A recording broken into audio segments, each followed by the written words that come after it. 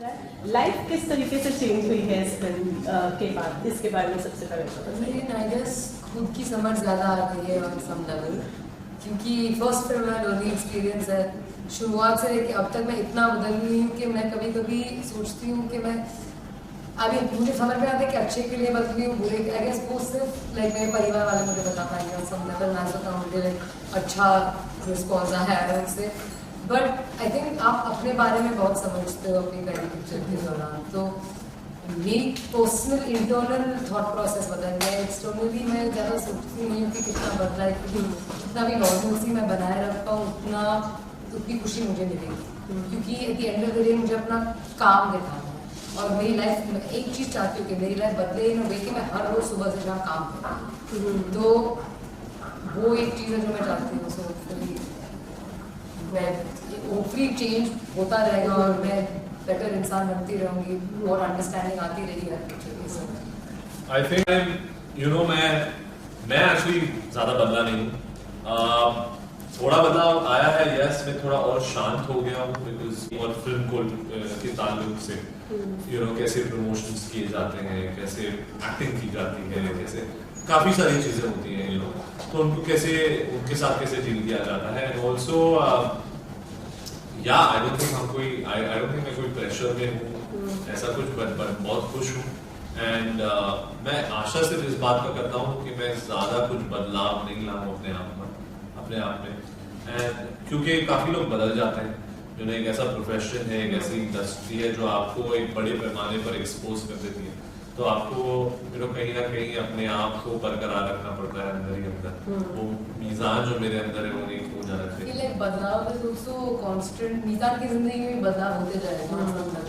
I feel like it's जो बदलाव की समझ है आपको ना, जो अवेयरनेस है जब बदलाव हो रहा है, वो भी बहुत इम्पोर्टेंट है। क्योंकि स्टार्ट ही कर रहे हैं, हम अभी तक स्टार्ट ही कर रहे थे, जुलाई तक हम स्टार्ट ही करते रहेंगे। बट जैसे हमने बहुत बार बोला है कि मैंने बहुत बार बोला है कि मेरी शुरुआत स्कूल में हुई थी जब मैंने थिएटर लिया था 17 साल की उम्र में, और मैं मूवी थी और मुझे वो एक्टिंग का वो शामिल ना बनने का चस्का तैयार की थी तो एंड मुझे उसको बहुत किस्म के किरदार निभाने हैं अपनी जिंदगी में।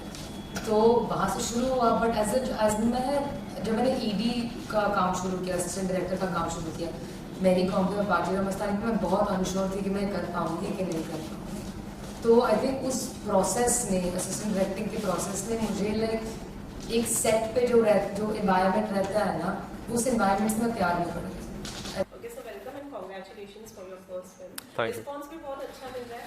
लाइफ किस तरीके से चेंज हुई है इस फिल्म के बाद, इसके बारे में सबसे पहले आई मीन आई गेस खुद की समझ ज़्यादा आ गई है ऑन सम लेवल, क्योंकि फर्स्ट फिल्म है, लर्निंग एक्सपीरियंस है। शुरुआत से लेके अब तक मैं इतना बदल गई हूँ कि मैं कभी कभी सोचती हूँ कि मैं अभी मुझे समझ में आता है कि अच्छे के लिए बदली हूँ, बुरे आई गेस वो सिर्फ लाइक मेरे परिवार वाले मुझे बता पाएंगे ऑन सम लेवल। मैं सोचता हूँ मुझे लाइक अच्छा रिस्पॉन्स आया है उनसे, बट आई थिंक आप अपने बारे में बहुत समझते हो अपनी पहली पिक्चर के दौरान। तो मेरी पर्सनल इंटरनल थॉट प्रोसेस बदल गया है। एक्सटर्नली मैं ज़्यादा सोचती नहीं हूँ कि कितना बदला है, क्योंकि जितना भी नॉर्मलसी मैं बनाए रखता हूँ उतनी खुशी मुझे मिलेगी, क्योंकि at the end of the day मुझे अपना काम दिखाना है। और मेरी लाइफ में एक चीज़ चाहती हूँ कि मेरी लाइफ बदले इन वे कि मैं हर रोज़ सुबह से शाम काम करूँ। तो वो एक चीज़ है जो मैं चाहती हूँ। सो होपफुली चेंज होता रहेगा और मैं बेटर इंसान बनती रहूंगी और अंडरस्टैंडिंग आती रहेगी हर पिक्चर के साथ। आई थिंक ज़्यादा बदलाव नहीं आए हैं येट, बट यस लोग हमें धीरे धीरे जानने लगे हैं, बट फिल्म अभी भी रिलीज होने को है और जिस दिन वो मेरा काम देखेंगे एक्चुअली मुझे उस दिन का इंतज़ार है। And at the same time मैं एक्चुअली ज़्यादा बदला नहीं हूँ।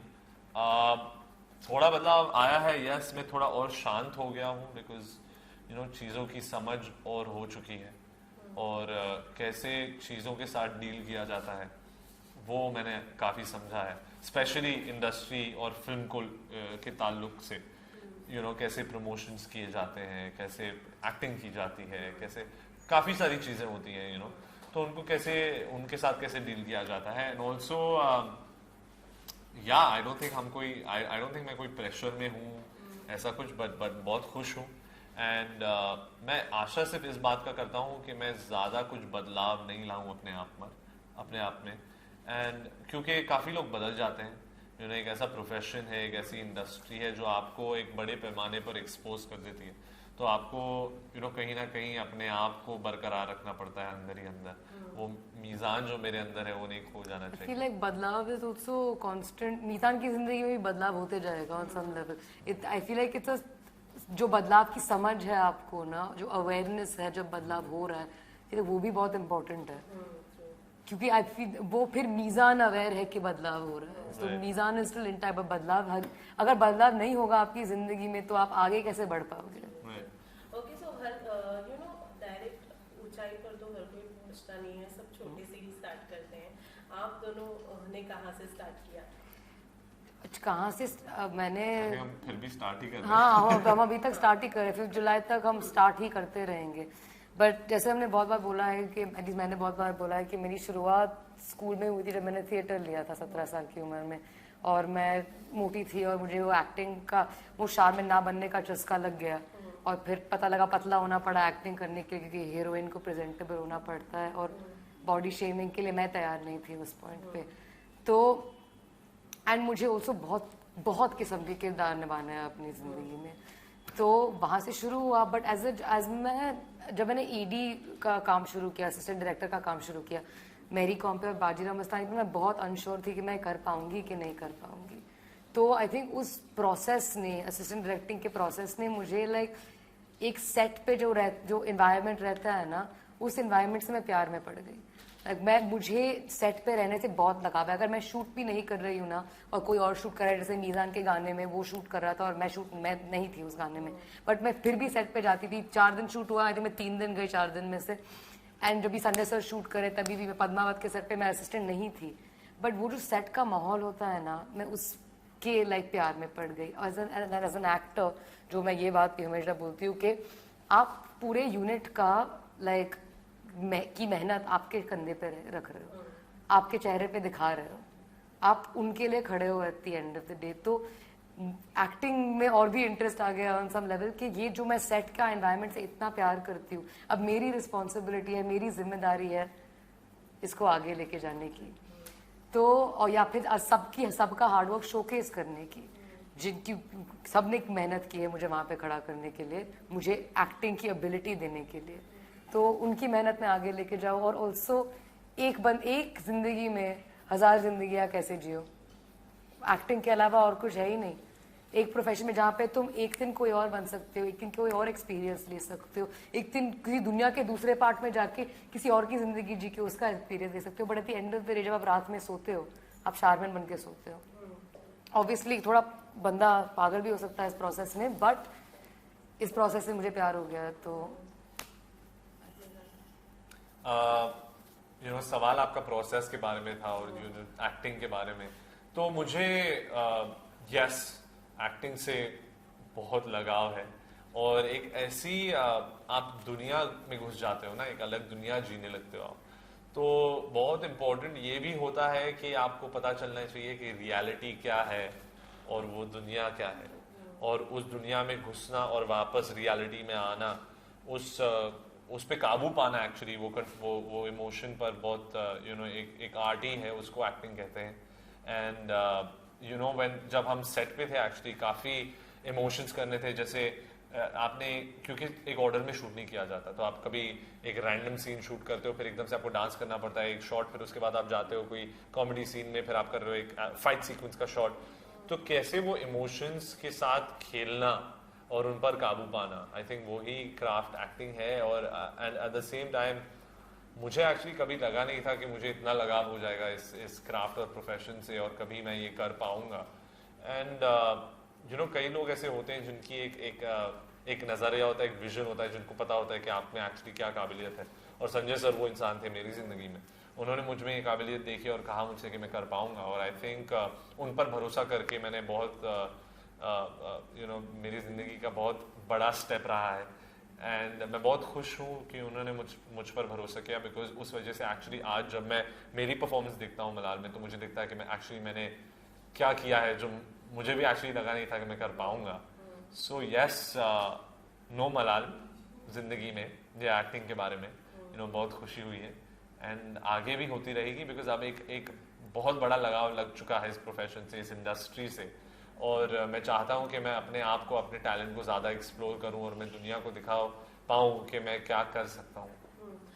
ये जो लगाव था वो लगाव है जी, वो फैमिली बैकग्राउंड फिल्म इंडस्ट्री से है, इस वजह सी से अब आज जब मैं सोचता हूँ ना उसके बारे में, तो या मे बी शायद उस वजह से है, बिकॉज एक तो मेरी फैमिली फिल्मी बिल्कुल नहीं है। यस, मेरे फादर एक्टर हैं, मेरे ग्रैंडफादर एक्टर हैं, बट फिल्मी हम लोग बिल्कुल नहीं है घर पर एक्चुअली फिल्म्स के बारे में कोई बात करता नहीं है।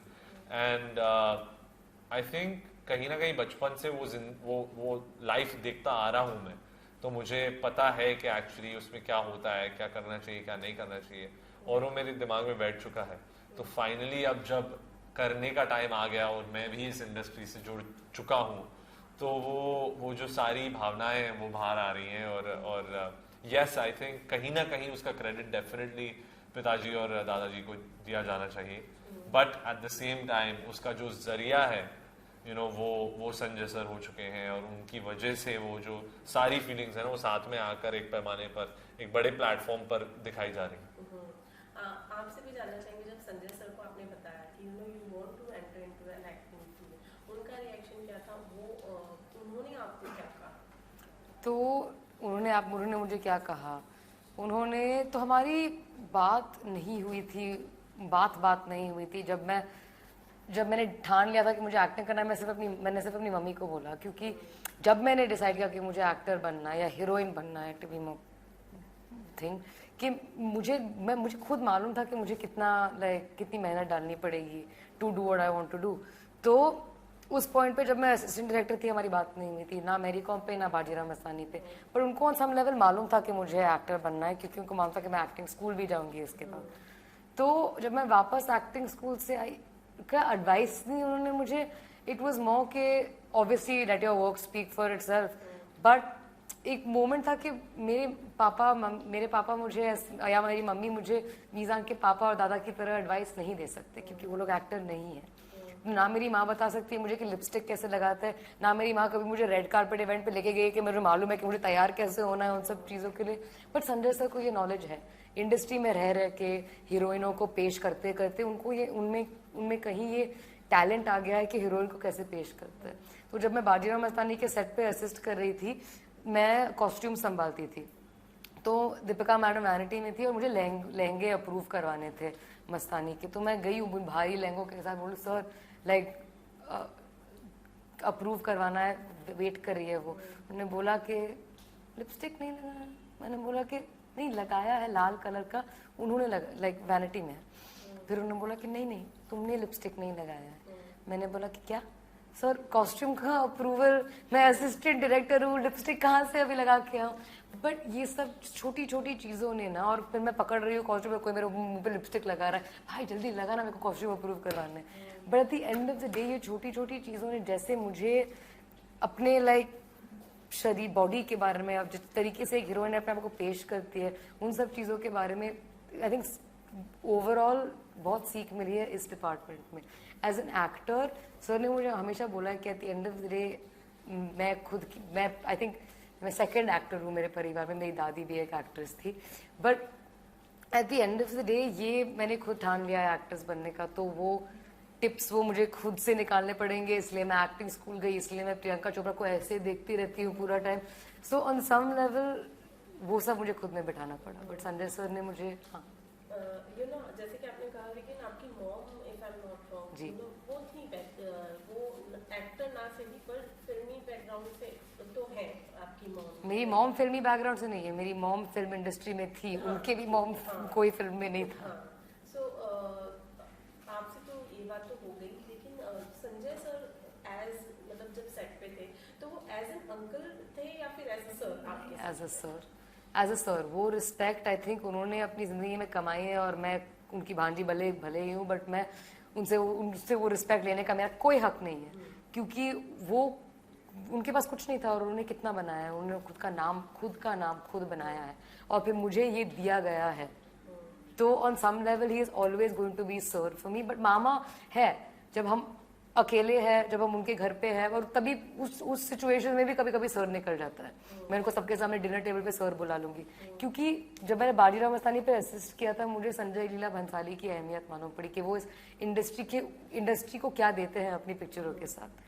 तो हमेशा वो रिस्पेक्ट बरकरार रहेगा जिंदगी भर। आपको क्या एडवाइस मिली जब पता चला कि आप फाइनली फिल्म इंडस्ट्री में एंटर कर रहे हैं, तो आपको घर से क्या एडवाइस मिली? सिर्फ एक ही चीज़ कही थी मेरे बाबा ने कि बड़ों से झुककर बात करो और सबको इक्वली ट्रीट करो, कल को तुम स्टार भी बन जाओ तो कभी इस बात का एटीट्यूड नहीं होना चाहिए तुम्हें, ऑलवेज बी ग्राउंडेड, कभी अपने कल्चर और अपने रूट्स को मत भूलना, अपने घर पे जो तालीम दी है और जो सिखाया गया है उसको कभी मत भूलना। सो आई थिंक वो on a very human level उन्होंने काफ़ी सीख दी है और वो आपको एक्चुअली ज़िंदगी में काफ़ी आगे ले जाती है। एंड आई एम ग्लैड कि मेरे घर पे ऐसे लोग हैं जो मुझे ये तालीम और ये जो जिस तरीके से उन्होंने मुझे बड़ा किया है मैं उसका बहुत शुक्रगुजार हूँ। So I think that is the best advice एक पेरेंट से या एक बेस्ट सीख एक पेरेंट से मिल सकती है जो आपको। एंटरिंग इनटू द इंडस्ट्री बहुत सारी चीज़ों के लिए माइंड सेट करना पड़ता है, चाहे वो कुछ भी हो। Right. तो आप लोगों ने अपने माइंड को किस तरीके से संजय सर ने हमें एक चीज़ बताई थी कि अपने काम को बात करने दो।